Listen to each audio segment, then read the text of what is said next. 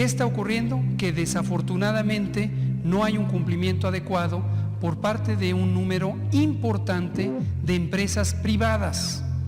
Entonces, no es culpa de los trabajadoras y trabajadores, sino que sus empleadores no están acatando una medida que es de orden general y es una disposición extraordinaria, sumamente importante para el bienestar y la protección de todas y todos.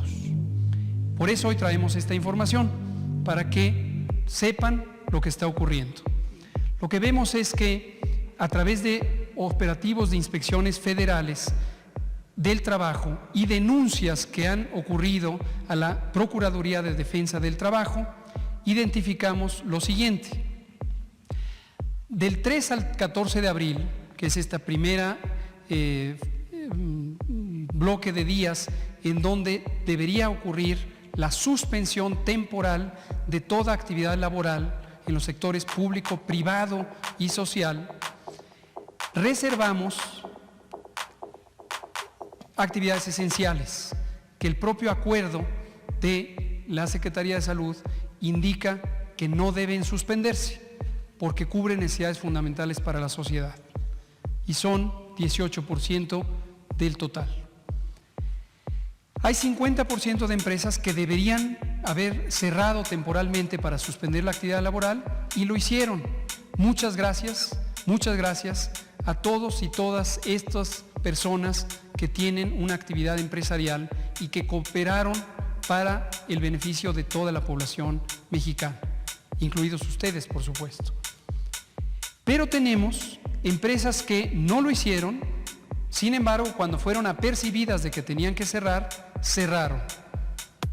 Gracias, no lo hicieron de primera intención, pero gracias por responder positivamente a las disposiciones de la autoridad. Sin embargo, tenemos 15% de empresas que deberían estar cerradas y no han cerrado. Y lo vemos en forma gráfica en este mapa. Siguiente. Aquí, en una porción muy importante del territorio nacional, ustedes pueden reconocer por la geografía los estados, pero por si no se reconocen de manera directa, aquí están los estados: Jalisco, Estado de México, Michoacán, Veracruz, Nayarit, Puebla, la Ciudad de México, Baja California, Aguascalientes, Hidalgo y Guanajuato. Las zonas industriales del país, allá y acá. ¿Qué quiere decir esto? Que en esos sitios no hay una contribución completa, como se espera, a la reducción de los contagios, porque las personas no se pueden quedar en casa porque están en riesgo de perder su empleo, porque la empresa en la que laboran no está acatando disposiciones generales.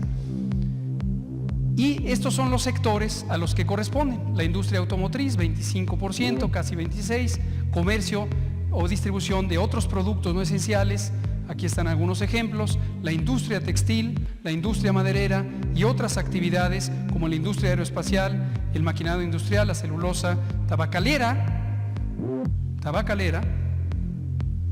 construcción y otras industrias no esenciales. ¿Qué vamos a hacer? La siguiente. A todas las empresas que se niegan a cerrar, se les levanta un acta de inspección en materia de seguridad y salud en el trabajo. ¿Por qué razón? Porque esto da inicio al proceso de sanción. Y la Secretaría del Trabajo, como autoridad competente en materia laboral, da vista a la autoridad sanitaria para que realice el procedimiento correspondiente a la clausura. ¿Dije clausura? Sí, a la clausura. Y se da vista también al Ministerio Público para que se realice la investigación correspondiente al posible delito, porque aquí estamos hablando de un daño a la salud que puede costar la vida. Lo traemos aquí para que la población lo conozca, para que sepamos lo que no está ocurriendo y debería ocurrir y lo que va a seguir a continuación a partir de ahora. Gracias. Vamos a abrir a preguntas y respuestas. Este anuncio, si ya estamos en fase 3 y se va a mencionar como cuando se hizo el cambio a fase 2. Y mi segunda pregunta, si es tan amable, ¿cuál es el procedimiento o bajo qué criterios están repartiendo los insumos que llegan en los aviones? ¿A qué estados primero? ¿A todos por igual? ¿Bajo qué criterio? Si nos explica el procedimiento, muchas gracias. Con mucho gusto. Sobre lo primero, no adelantemos vísperas. Cuando haya una noticia relevante, la daremos a conocer en tiempo y forma. Sobre lo segundo, los criterios dependen de la necesidad y hay varios criterios indirectos, como el tamaño de la población, la cantidad de unidades de salud, la cantidad de pacientes que se estima de acuerdo a el número de camas o consultas, y esto es información que conocemos por los estados. Los estados que tienen pocos casos registrados, inferimos que no tienen una intensidad importante de enfermedad. Esto es notificación que producen los estados, que quede claro eso, y en la medida en que nosotros en la Federación conozcamos que hay necesidad, por supuesto que se transfieren los insumos correspondientes. Respondan a los últimos 14 días. Todavía falta varias semanas para llegar a ese punto, en este momento es 57%. Y también la tasa de letalidad, que continúa aumentando. Este aumento de la tasa de letalidad tiene que ver principalmente con dos fenómenos, tanto a nivel mundial como en México. Uno es la propia ocurrencia de muertes que representa el riesgo de morir en las personas que tienen alta probabilidad de complicarse. Ya hemos dicho quiénes son estas personas, lo seguiremos diciendo. Y el otro fenómeno es que hay una enorme cantidad mayoritaria, 80%, de personas que lo que tienen es un COVID leve, la forma leve de COVID, que es una forma que se resuelve de manera espontánea. En la medida en que tenemos enorme cantidad de estos casos, quedan sin registrarse en la mayoría del mundo y, como hemos comentado también, y mañana lo volveremos a detallar, en México, para así considerarlos de manera explícita, utilizamos el método de vigilancia centinela, que nos permite explícitamente reconocer que tenemos casos que no pueden ser contabilizados, no pueden ser identificados de manera directa, pero sí tienen que ser tomados en cuenta cuando se hacen estimaciones. No todos los países usan este método, por lo tanto, en los países que no usan este método se quedan con una impresión reducida de un fenómeno que todos sabemos existe y es los casos no detectados. La siguiente, por favor. Aquí se ve nuevamente la distribución, pero solamente de los casos en los últimos 14 días. Y esto explica que veamos nuevamente cómo los continentes, estos dos continentes o regiones administrativas de la Organización Mundial de la Salud, están teniendo ya casi igual contribución a la continuidad de la epidemia. La siguiente. En el territorio nacional seguimos viendo la progresión de la epidemia y hemos dicho, esta epidemia continúa y continúa cada vez de manera más acelerada. Cada vez de manera más acelerada. Esto quiere decir, cada vez ocurren más casos por día. Y esto se representa también por una dispersión geográfica. Y hoy lo que vemos, que se contrasta por los colores en el mapa, el color verde claro es donde hay pocos casos registrados, de 1 a 50, y en cambio va progresando de 51 a 100, 250, 500, 1000 o 2000, de acuerdo a la escala de colores que se ve ahí en la propia diapositiva. Tenemos estados donde ya tenemos una transmisión muy importante y se han acumulado casos en un número que ya cerca de los 2000. Es el caso de la zona metropolitana del Valle de México y las zonas metropolitanas de Guadalajara y de Monterrey. También es el caso de Puebla, la ciudad de Puebla de Los Ángeles, es el caso del municipio Benito Juárez, donde está Cancún, Quintana Roo, es el caso de Culiacán, Sinaloa, y definitivamente es el caso de Tijuana y Mexicali.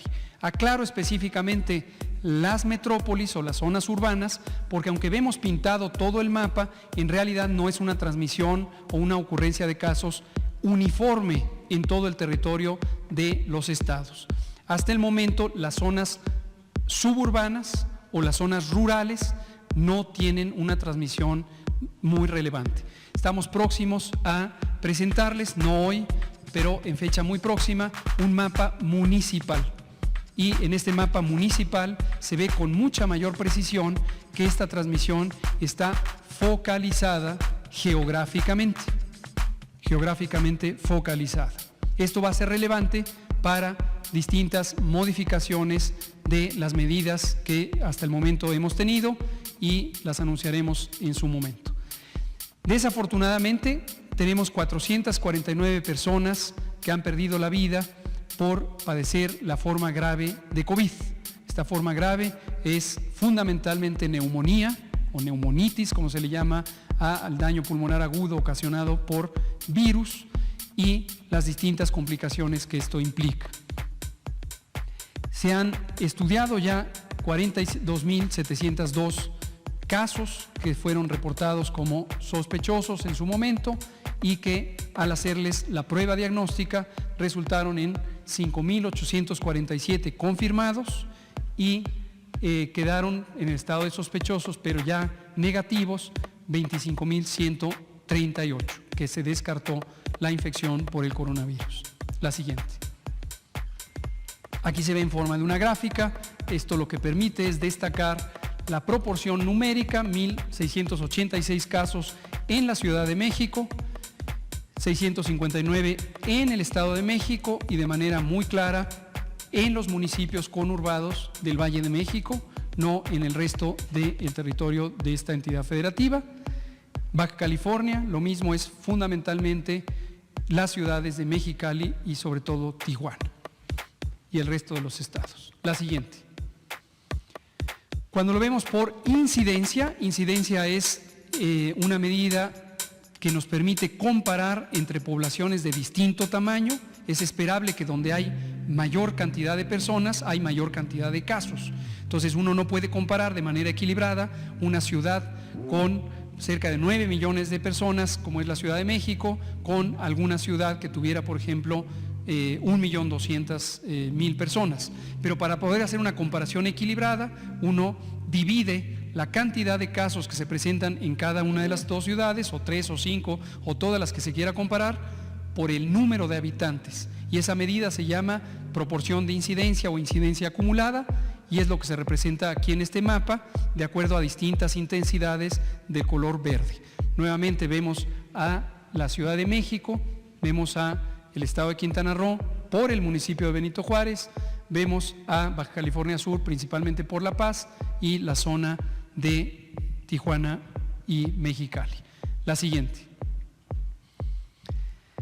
Misma información, pero en este caso de manera gráfica, para ilustrarlo. Baja California Sur, que es un estado con relativamente poca población, tiene una importante incidencia, a pesar de tener pocos casos, relativo a su población, representa una incidencia que es la mayor del país en este momento. Quede claro que esto va cambiando. No quiere decir que de manera definitiva una entidad federativa que ocupa los primeros lugares de incidencia necesariamente seguirá siendo la primera siempre. Esto cambia de acuerdo a la intensidad de la transmisión de los otros estados y del estado mismo. La siguiente. Aquí lo que vemos, y nos interesa siempre destacarlo, es la distribución de casos graves que están en las barras amarillas con casos leves que están en las barras verdes. Hemos quitado ya, lo habrán notado desde hace unos 6 días, aquel diagrama de círculo o de pastel que tenía la proporción de graves y la proporción de leves, y dejamos muy claro por qué lo hicimos, porque en el momento en que entró la vigilancia centinela, estamos perfectamente conscientes que no tenemos un registro directo de una proporción importante de los casos leves. Y en cambio de los casos graves, esto creo que no ha terminado de quedar claro, todos los casos que son graves, y grave se define como que necesita hospitalización y se hospitaliza, incluyendo quienes se hospitalizan en áreas críticas, la terapia intensiva, y también quienes desafortunadamente pierden la vida, son observados, registrados y analizados por laboratorio directamente. Ahí no hay que hacer ajuste alguno por el método centinela. Ahí no aplica la vigilancia Sentinel. Pero en los casos leves, que son la gran mayoría, sí, como no son medibles de manera directa, sí hacemos la vigilancia Sentinel. Si tomáramos la distribución solamente de los casos confirmados, que son estos 5.847, tendríamos una estimación desproporcionada que haría parecer como que crecientemente tenemos más y más casos graves en comparación con los leves, cosa que no es el caso. Cada jueves estaremos anunciando las estimaciones de la vigilancia Sentinel, como lo hicimos inicialmente el jueves